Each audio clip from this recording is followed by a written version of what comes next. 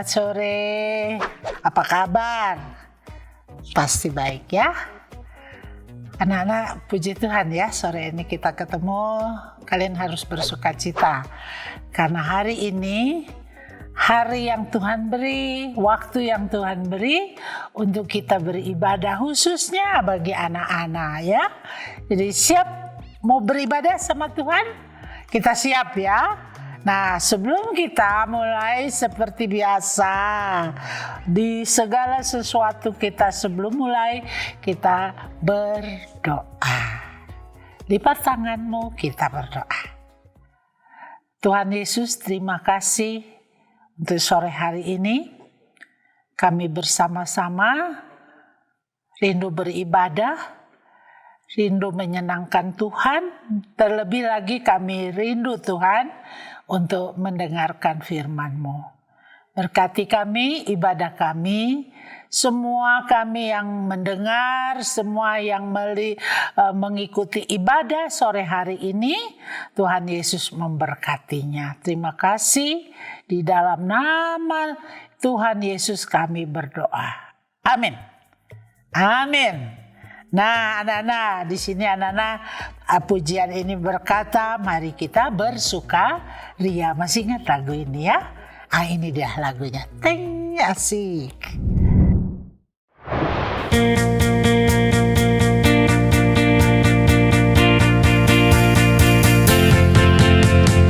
Mari kita bersukaria karena ini hari bahagia. Kita berkumpul jadi satu.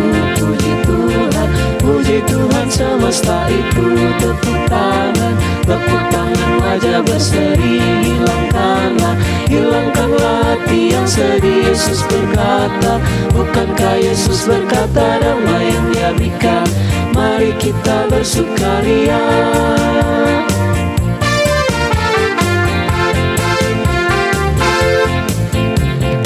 Mari kita bersukaria karena ini hari bahagia. Kita berkumpul jadi satu. Puji Tuhan semesta itu. Tepuk tangan wajah berseri. Hilangkanlah hati yang sedih. Yesus berkata, bukankah Yesus berkata damai yang Dia berikan? Mari kita bersukaria. Tuhan katakan dalam pujian tadi, mari kita bersukaria karena ini hari bahagia, hari yang diberikan Tuhan, hari yang membuat kita bersukacita karena kita mengagung-agungkan Tuhan, meninggikan Tuhan, menyenangkan Tuhan. Jadi kalau waktu kita memuji Tuhan dengan sukacita, karena sukacita itu diberikan kepada kita oleh Tuhan supaya kita bersukacita. Anak-anak Tuhan tidak bersedih, selalu bersukacita walaupun ada banyak hal yang membuat kita, mungkin membawa kita untuk jangan bersukacita, sedih-sedih, enggak. Kita punya Tuhan yang memberkati dan Tuhan mau kamu memuji Dia. Memuji Tuhan itu menyenangkan ya. Nah, lagu selanjutnya dikatakan, lagu pujian ini bilang kau senang. Nah, ini pakai gerakan.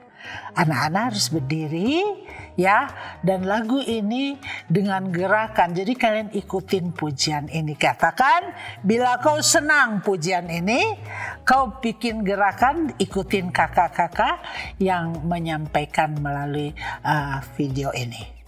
Tuhan berkati.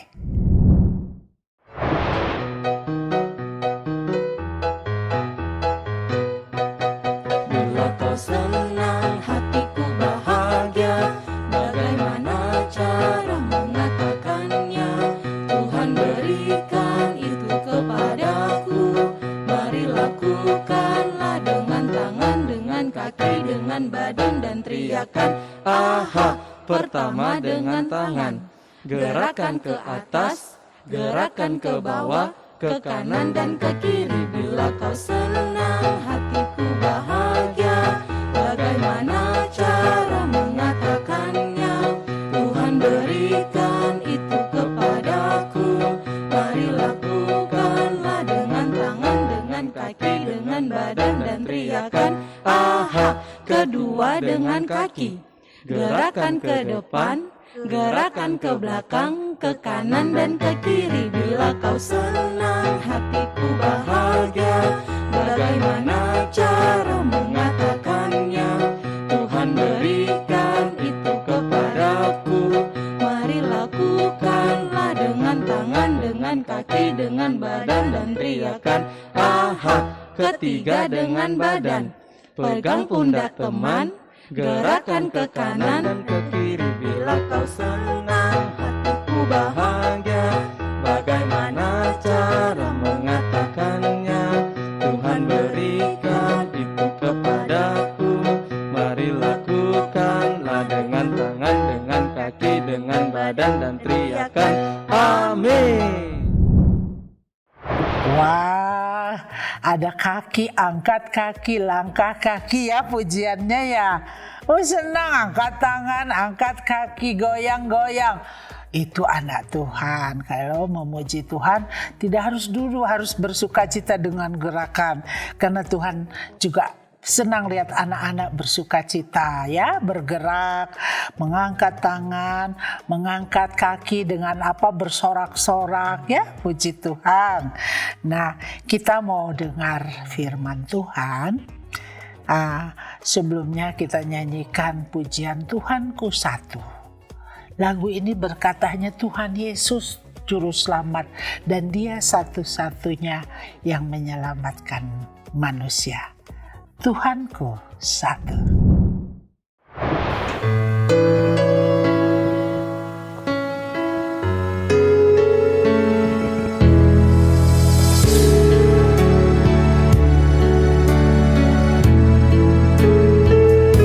Tuhanku satu, namanya Yesus, Juru Selamatku.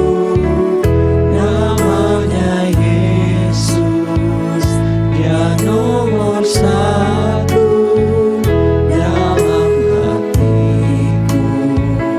Tuhan Yesus Kristus.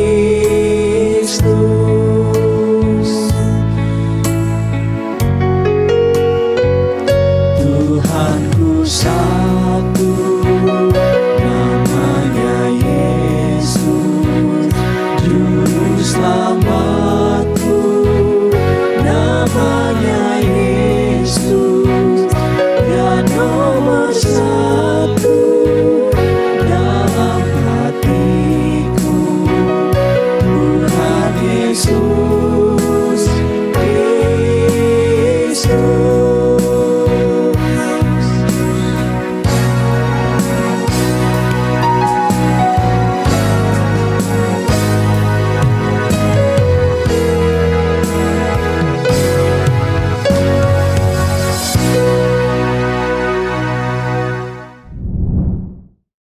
Oke. Nah, firman Tuhan hari ini Kawati ingin mengajak bahwa membuka Alkitab kalian ya. Siap. Jadi setiap ibadah jangan lupa Alkitabnya dibawa, kita mau baca firman Tuhan. Dan firman Tuhan hari ini Kawati ingin ajak kalian kita buka di dalam 1 Samuel pasal yang kedua dan nanti dilanjutkan dan yang ketiga. Tetapi sebelumnya Kawati minta sama kalian ya waktu baca firman Tuhan, dengar firman Tuhan, duduk yang manis ya. Duduk yang manis karena kalian siap mendengarkan firman Tuhan. Nah, sekali lagi kita berdoa untuk firman Tuhan. Tuhan, kami semua yang ibadah pada sore hari ini, kami ingin mendengarkan firman-Mu. Berkati kami semua, dan di dalam nama Tuhan Yesus, firman itu menjadi bagian kami, dan firman itu menolong kami untuk melakukan firman Tuhan. Terima kasih, di dalam nama Tuhan Yesus kami berdoa. Amin. Oke. Buka Alkitabnya, terambil, kita akan baca sore hari ini dari 1 Samuel pasal yang kedua dulu. Kita lihat ayat yang ke-34.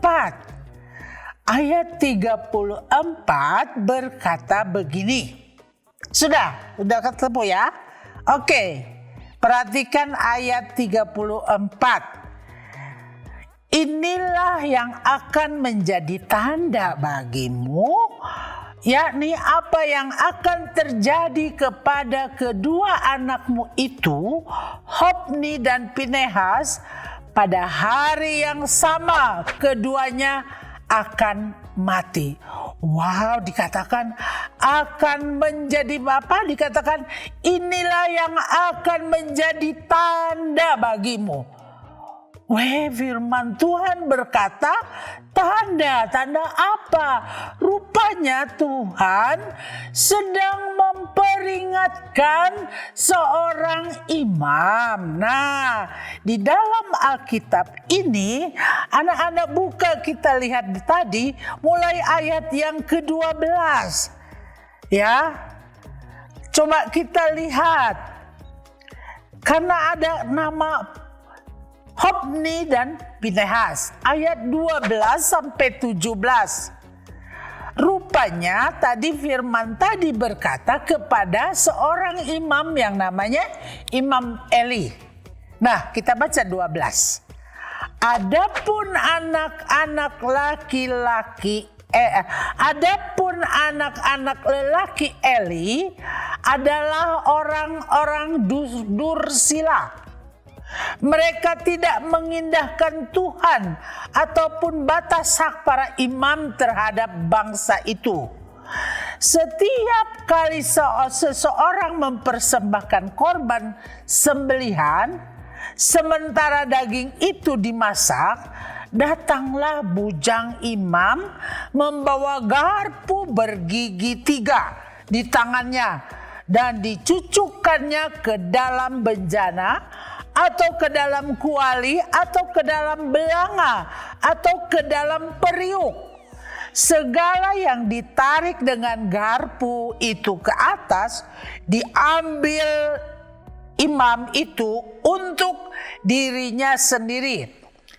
Demikianlah mereka memperlakukan semua orang Israel yang datang ke Silo.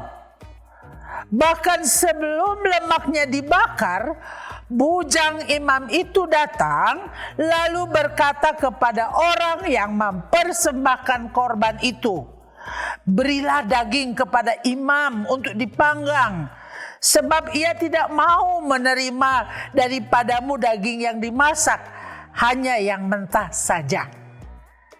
Apabila orang itu menjawab, bukankah lemak itu harus dibakar dahulu, kemudian baru diambil bagimu sesuka hatimu? Maka berkatalah ia kepada orang itu, sekarang juga harus kau berikan. Kalau tidak, aku akan mengambilnya dengan kekerasan. Demikianlah sangat besar dosa kedua orang muda itu di hadapan Tuhan, sebab mereka memandang rendah korban untuk Tuhan. Nah, anak-anak, firman Tuhan tadi berkata bahwa Hofni dan Pinehas adalah anak seorang imam, Imam Eli, imam besar yang melayani, yang tinggal dan yang hidup dan bekerja semuanya di bait Allah. Seorang imam tugasnya adalah mempersembahkan korban yang dibawa oleh jemaat yang datang untuk memberikan korban persembahan ucapan syukur. Dan yang paling penting bahwa seorang imam itu jabatannya sangat istimewa bagi bangsa Israel. Di Alkitab dikatakan bahwa seorang imam itu dipercaya Tuhan. Kenapa? Karena imam adalah wakilnya Tuhan. Melalui mereka lah Tuhan bicara, dan melalui imam ini menyampaikan kepada jemaat firman Tuhan. Jadi Bapak Eli, Imam Eli ini, dia mempunyai 2 orang anak. Dikatakan tadi bahwa namanya Hofni dan Pinehas. 2 orang anak ini memegang sama dengan Bapak Eli ataupun Imam Eli. Mereka seorang imam juga. Mereka imam-imam. Karena kalau dari keturunan imam, anaknya lahir laki-laki, mereka harus jadi imam. Karena memang seorang imam dipilih Tuhan dari keturunan Lewi khusus untuk melayani di bait Allah. Mereka tidak boleh bekerja di luar. Hidupnya mereka adalah di bait Allah, mengurus segala sesuatu urusannya yang di bait Allah. Jadi anak-anak, tadi firman Tuhan katakan ayat tadi bahwa anak-anaknya Imam Eli itu akan meninggal bersama-sama. Mereka akan mati. Kenapa? Nah, tadi ayat firman Tuhan yang kita baca tadi bahwa Hofni dan Pinehas adalah orang-orang dursila. Nah, pernah dengar kata ini? Ini kata di Alkitab dikatakan dursila. Artinya orang-orang yang tidak benar, orang bejat, orang yang tidak baik. Hidupnya tidak baik. Mereka imam, tapi mereka punya kehidupan yang tidak baik. Kehidupan yang tidak menyenangkan Tuhan. Dan kehidupannya juga membuat orang lain resah. Hofni dan Pinehas, mereka melanggar aturan, melanggar. Bahwa mereka nggak tahu, mereka nggak ingat. Bukan tidak ingat, tetapi mereka melanggar. Karena apa? Mereka melawan Tuhan. Setiap datang persembahan, korban persembahan, domba yang dipilih, domba yang tidak bercacat disembelih, lalu dibakar, itu dikhususkan untuk Tuhan. Sebelum dilakukan korban bakaran, mereka 2 orang ini menyuruh pegawainya, ya, pelayannya untuk cegat setiap orang yang mau masuk kasih persembahan, cegat di depan, ambil, tidak boleh sampai dibakar atau direbus dulu. Pokoknya daging mentah, ambil, bawa untuk kita makan. Jadi mereka yang disuruh ini, setiap orang yang datang mau memberikan persembahan, mereka dicegat. Jangan, pokoknya mereka dikatakan membawa semacam alat kayak garpu, tapi 3 begitu yang gede. Mereka tusuk dagingnya, mereka ambil pokoknya yang bagus-bagus, yang daging-daging enak, yang harusnya itu buat Tuhan. Mereka ambil, mereka bawa. Karena disuruh oleh apa? Pelayan-pelayan ini, mereka mengambil daging-daging yang khusus untuk Tuhan, disuruh oleh Pinehas, Hofni dan Pinehas. Mengapa dikatakan mereka dursila? Karena mereka hidup bejat, tidak menghormati Tuhan.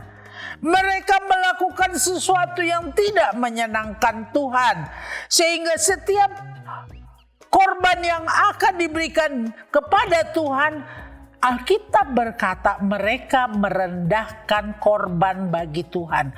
Mereka tidak mengindahkan bahwa korban itu khusus untuk Tuhan. Tidak menghormati Tuhan, tidak memandang Tuhan itu harus satu-satunya yang diberikan korban persembahan. Jadi mereka memandang rendah korban untuk Tuhan, dikatakan ayat 17 tadi. Mereka mengancam, pokoknya tidak. Kita dulu, ambil dulu, baru nanti itu sisanya dikasih kepada Tuhan. Nah, hal itu membuat Tuhan sedih. Ya, Tuhan menegur, Tuhan mengingatkan Imam Eli, ya, bahwa anak-anakmu, Imam Eli juga tahu tahu bahwa anak-anaknya lakukan hal itu, tapi dia tidak pernah mendisiplinkan anak-anaknya. Dia tidak pernah menegur anak-anaknya dengan keras bahwa sesuatu yang mereka buat itu, yang mereka ambil daging itu, mereka anggap Tuhan itu nggak usah diperhatikan, yang penting mereka makan kenyang. Itu ditegur. Tuhan ingatkan hal ini. Dan Imam Eli seringkali tidak mau menegur, tidak mau mendidik anak-anaknya. Anak-anak di rumah, dengar. Kalau orang tua menegur, mengingatkan anak-anak, perhatikan dan baik. Ya. Kalau ada orang tua menegur kalian tidak boleh nakal, lakukan ini, melawan begini dengan kata-kata, dengan tindakan, artinya kalian ada sesuatu yang kalian salah. Tidak boleh dilakukan hal ini. Hofni dan Pinehas melanggar. Bukan cuman tidak dengar kata-kata bapaknya yaitu Imam Eli, tapi bapaknya juga menegur biasa saja. Tidak menghargai Tuhan. Tuhan mau mereka harus menghormati Tuhan dengan korban persembahan ini. Dan yang terjadi anak-anak, kita lihat yang pertama tadi, perhatikan baik-baik. Tuhan mau setiap kamu datang beribadah, engkau harus mengorbankan korban syukur kepada Tuhan. Itu satu-satunya yang kamu harus ucapkan syukur. Korban persembahan kepada Tuhan tidak main-main. Jadi waktu kamu memuji Tuhan dan benar. Karena Tuhan senang hal itu. Ya, waktu kamu menyembah Tuhan, kamu menyembah Tuhan dengan benar. Karena itulah korbanmu, persembahanmu yang menyenangkan Tuhan. Hofni dan Pinehas melakukan hal itu sehingga setiap mereka yang datang memberikan persembahan, setiap mereka yang datang beribadah di bait Allah itu, mereka harus mensisihkan dan mereka Hofni dan Pinehas ini menyuruh orang-orang ataupun pelayan-pelayan itu meminta segala sesuatu dengan paksa. Dipaksa, kalau tidak kalian awas ya. Diancam. Jadi setiap mereka datang memberikan korban persembahan, daging dan sebagainya, mereka harus bagi dulu. Dan ini akibatnya membuat setiap jemaat mereka datang mau memberi korban kepada Tuhan, mereka harus berkorban, harus mengasih dulu kepada pelayan-pelayan itu, baru kepada Tuhan. Nah, anak-anak, Tuhan mau kalian hidup menghormati Tuhan. Tuhan mau dikatakan anak-anaknya Eli, Hofni dan Pinehas ini sudah benar-benar tidak menghormati Tuhan. Bahkan diingatkan bapaknya pun ingatkan biasa saja, nggak terlalu. Kalau harusnya, nah anak-anak kalau di rumah kalau sudah keterlaluan, kalau papa tegur kamu, mama tegur kamu dengan keras, artinya kalian sudah keterlaluan. Dengar ya. Ya. Dengar baik-baik. Kalau sudah ditegur, perhatikan dan rubah. Apa yang tidak baik ditinggalkan. Dan akhirnya Tuhan memakai seorang hamba Tuhan, dikatakan ayat 22, dikatakan Eli telah sangat tua. Wah, sudah umur tua. Udah tidak bisa terlalu bergerak cepat. Terus kalau didengarnya mengenai anaknya begini cerita anaknya, sedih juga dia. Ya. Tapi udah gak bisa bikin apa-apa. Imam Eli ingat. Dia sudah ingatkan, tetapi dia tidak mendidik anaknya. Dia tidak ajarkan anaknya dengan baik, disiplin secara secara firman Tuhan. Kok dibilang tidak? Tidak. Dan apa yang terjadi? Lalu Tuhan menasehatkan Imam Eli, memberi peringatan kepada Imam Eli. Lalu Tuhan mengutus seorang abdi, seorang hamba Tuhan untuk menyampaikan nubuatan. Menyampaikan, ingat kita sering belajar ya kalau di ibadah. Nubuatan tuh kata-kata yang diucapkan yang akan terjadi beberapa waktu ke depan. Ya. Nah, abdi ini datang mengatakan kepada Imam Eli, seorang abdi, ayat 27 sampai 36, perhatikan baik-baik Alkitabnya ya. Seorang abdi Allah datang kepada Eli dan berkata kepadanya, beginilah firman Tuhan, bukankah dengan nyata aku, kata aku adalah Tuhan ya yang besar, menyatakan diriku kepada nenek moyangmu ketika mereka masih di Mesir dan takluk kepada keturunan Firaun, dan aku telah memilihnya dari segala suku Israel menjadi imam bagiku, supaya ia mempersembahkan korban di atas mezbahku, membakar ukuban dan memakai baju efod di hadapanku. Kepada kaummu telah kuserahkan segala korban api-apian orang Israel. Mengapa engkau memandang dengan loba kepada korban sembelihanku dan korban sajianku yang telah kuperintahkan? Dan mengapa engkau menghormati anak-anakmu lebih daripadaku, sambil kamu menggemukkan dirimu dengan bagian yang terbaik dari setiap korban sajian umatku Israel? Seorang abdi Tuhan datang menegur Imam Eli. Kenapa kamu tidak tegur anakmu dengan keras? Dikatakan bahwa mengapa engkau memandang dengan loba? Loba itu artinya dengan memandang sombong, tidak penting. Ya, kepada korban sembelihan. Jadi dianggap nggak penting. Kenapa kamu tidak didik anakmu dengan didikan yang Tuhan mau? Dan mengapa engkau menghormati? Dikatakan menghormati. Jadi ditegur biasa aja, halus. Padahal anak-anak tahu apa yang, kalau teguran yang keras untuk Tuhan itu baik buat kita. Dari Tuhan untuk kita baik, karena Tuhan mau kita hidup seperti apa yang Tuhan mau.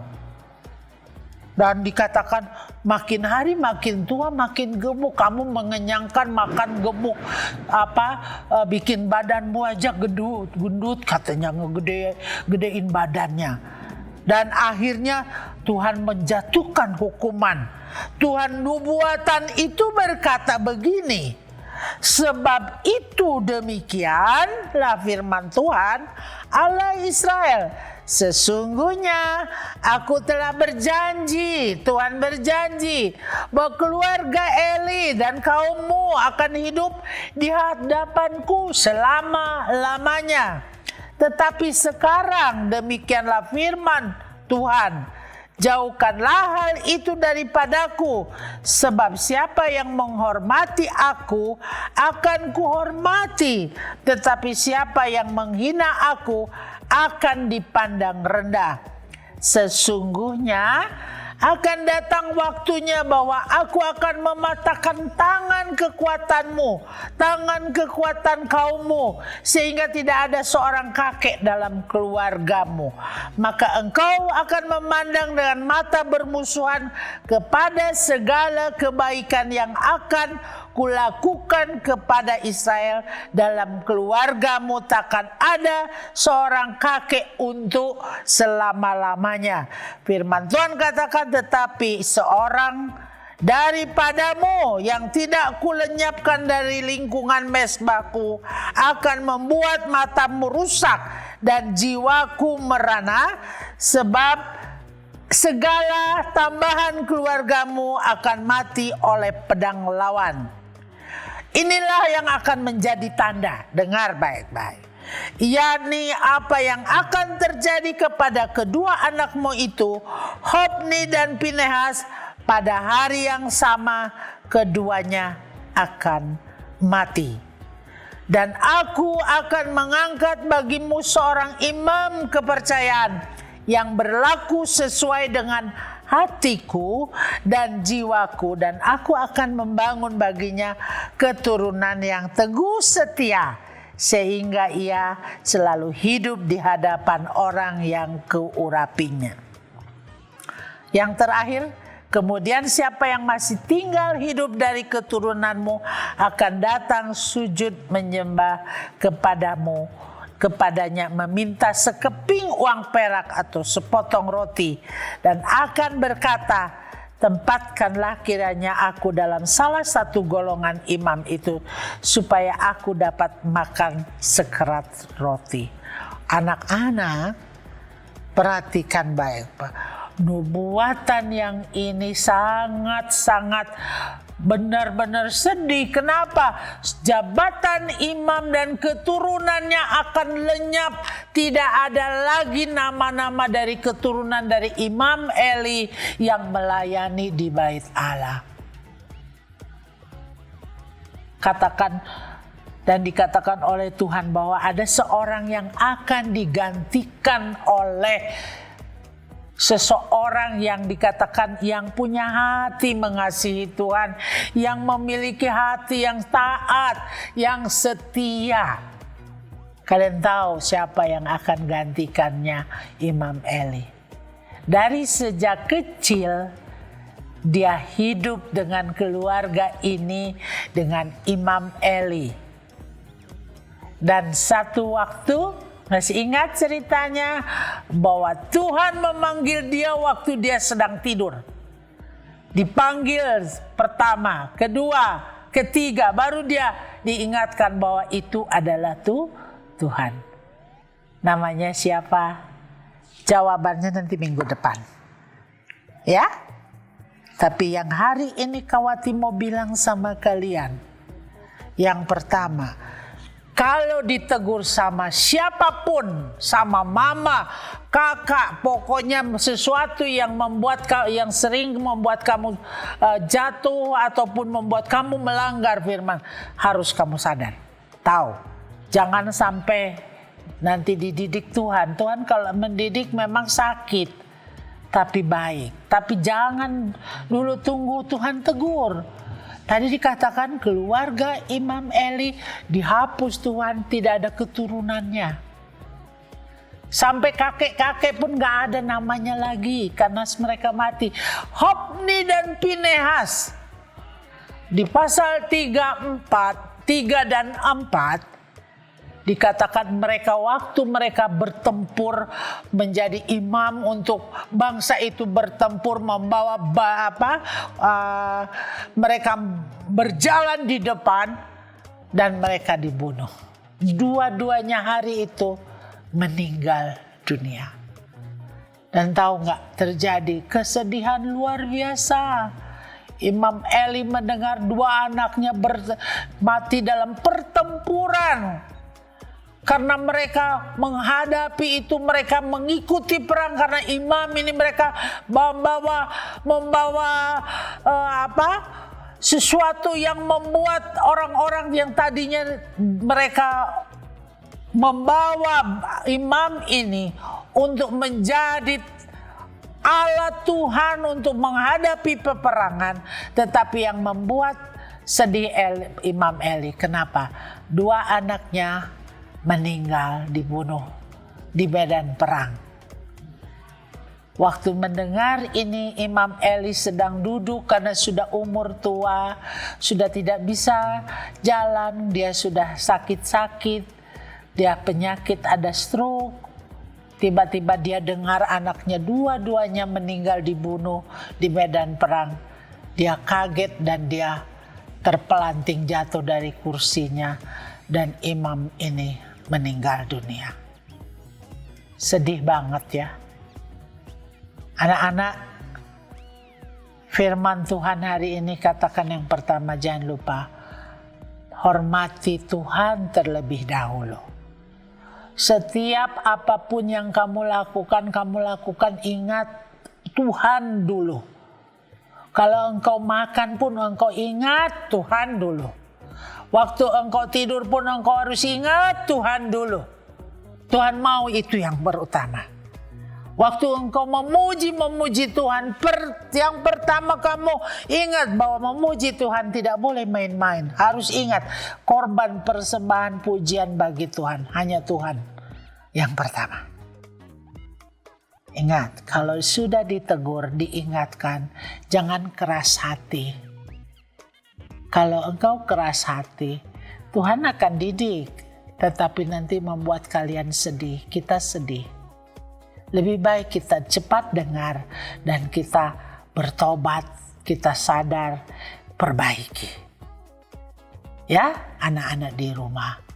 Firman Tuhan tadi dikatakan 2 orang ini meninggal karena tidak mau diingatkan, tidak mau ditegur. Kita lihat di sini bahwa bukan Tuhan tidak mengasihi Imam Eli. Tuhan mengasihi Imam Eli, tapi Tuhan mau supaya kita belajar dari firman Tuhan hari ini bahwa kita harus mengutamakan Tuhan terlebih dahulu. Tadi pujian tadi, Tuhan cuma satu-satunya, Yesus Juru Selamat kita. Di apapun yang kamu mau kerjakan, apapun yang kamu lakukan, ingat yang pertama kamu ingat Tuhan. Tuhan, aku mau lakukan apa? Tuhan, tolong saya. Tuhan, aku mau buat Tuhan senang. Karena dikatakan Tuhan mau kamu hidup mengutamakan Dia terlebih dahulu. Ya, hormati Tuhan. 10 hukum Tuhan katakan hormati Tuhan Allahmu, ya.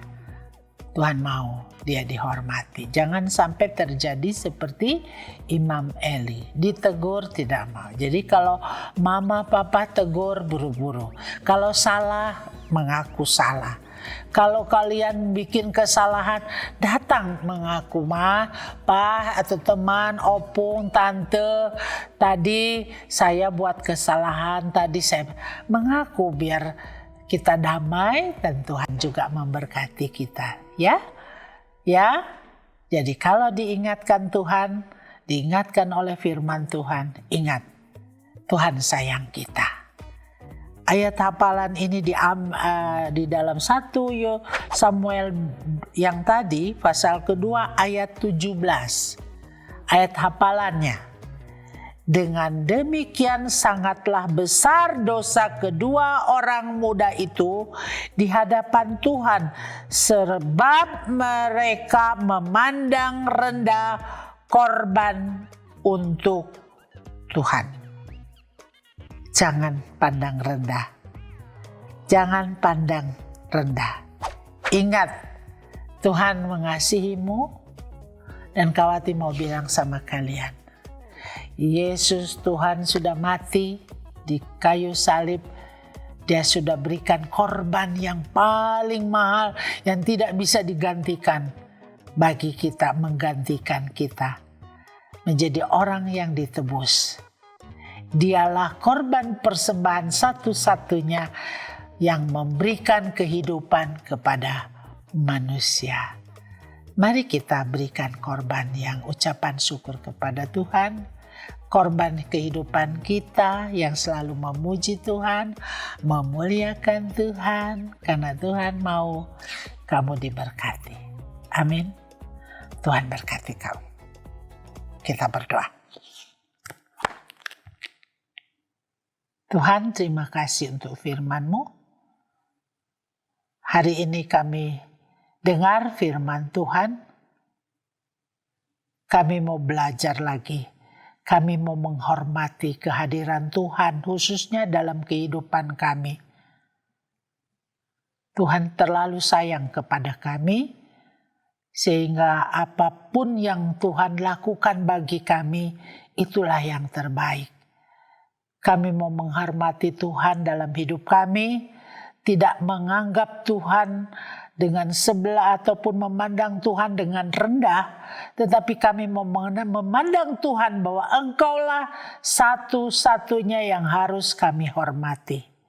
Engkaulah satu-satunya yang kami hargai dalam hidup ini, karena Engkau Tuhan yang sudah mati bagi kami, yang menyelamatkan kami. Tuhan, terima kasih untuk setiap anak-anak yang mendengarkan firman Tuhan. Berkati setiap anak-anak, biarlah mereka dengar firman Tuhan dan mereka menyadarinya bahwa mereka adalah orang-orang yang diberkati Tuhan. Tuhan mau mereka hidup seperti apa yang Tuhan mau. Tuhan mau mereka hidup seperti kehendak Tuhan terjadi bagi kehidupan anak-anak ini. Terima kasih Tuhan Yesus. Berkati orang tua dari setiap anak-anak yang ibadah pada sore hari ini. Ajarkan orang tua supaya lebih mengutamakan firman Tuhan daripada segalanya. Dan tegurlah anak-anak dengan teguran firman-Mu, sehingga setiap anak-anak yang mendengarkan firman Tuhan, mereka hidup, mereka menjadi orang-orang yang diberkati Tuhan. Terima kasih Tuhan untuk setiap orang tua daripada anak-anak yang ibadah pada sore hari ini. Terima kasih untuk firman-Mu.